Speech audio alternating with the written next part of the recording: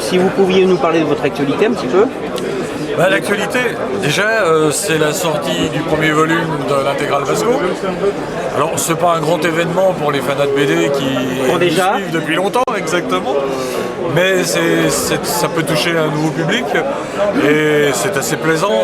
C'est une autre façon de présenter la série avec des dossiers écrits par Luc Révillon, qui me connaît bien et qui connaît bien Vasco.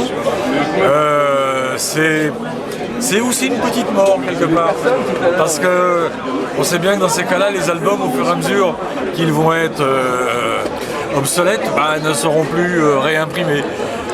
Alors il y a un côté agréable parce que ça repart, mais il y a un côté un petit peu triste en même temps. Ouais, je comprends. La dernière prophétie? La dernière prophétie, elle est un petit peu entre parenthèses. Je présumais beaucoup de mes forces lorsque, il y a 3 ans de ça, Jacques Glénat m'a demandé si j'étais à même de dessiner un scénario écrit par mon ami Didier Convard. Et il me dit, mais à condition que tu fasses aussi la dernière prophétie. J'ai dit, pas de problème. Et si, il y a des problèmes, c'est que j'ai une main qui est plus ou moins capricieuse. Et du coup, bon, comme Jacques Glénat était assez blessé de voir ce qu'avait donné ce fameux Vinci, j'ai mis de côté la dernière prophétie. Le 5e tome, je devrais le réaliser l'année prochaine, normalement. Et là, vous êtes sur Vinci 2? Là, je suis sur Vinci 2. Alors là, ça, c'est une belle histoire. En plus, ça a bien marché, c'était un beau succès commercial. Ah oui, c'est au départ une envie de travailler ensemble qui remonte à peu près 25 ans. On était au Lombard ensemble, au journal Tintin, que déjà nous avions des velléités de collaborer. Mais à l'époque, il dessinait, ce qui lui prenait donc quand même plus de temps que de faire des scénarios. Salut Didier. Et moi, bon, j'avais Vasco, j'avais Le Front. Ajouter une 3e série, c'était un peu lourd pour mes épaules quand même. Donc les années ont passé avec ce regret.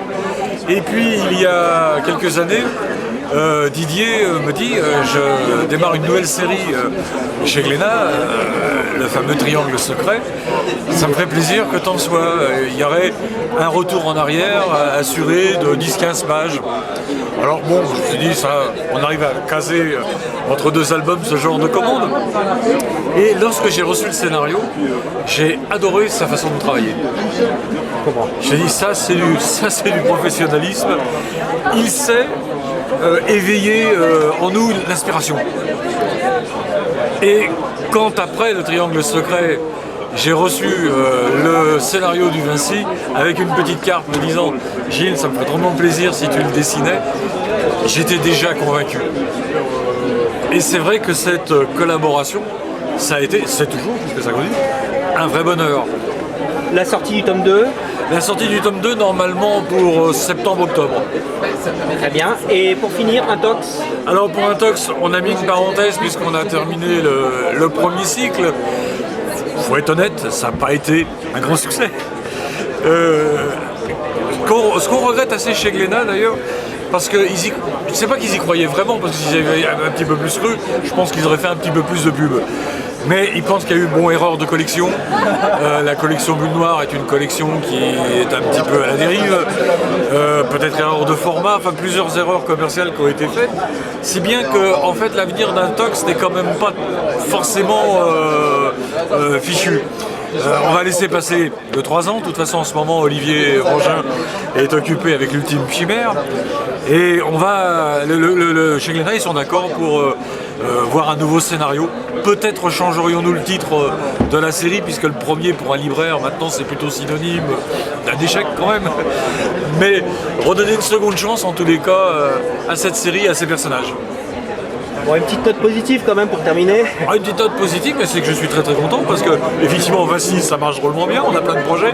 Et puis j'ai une magnifique exposition en ce moment à Rome au musée de la civilisation romaine avec tous les boulots que j'ai pu faire sur Rome, dont le fameux plan.